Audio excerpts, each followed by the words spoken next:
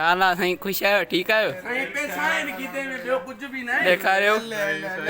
मां हिननि पैसनि खे रखण लाइ गोथड़ी खणी था वञनि, इन करे हिनखे वेड़े इलाही नोट आहिनि न, ॾिसो था साईं।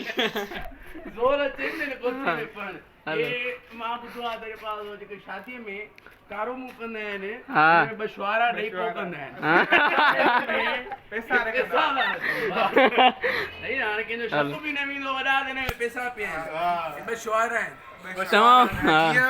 काटे चोर अचे उहो बि कुझु न। तव्हां छा था चवणु चाहियो? तव्हां छो था लिखो?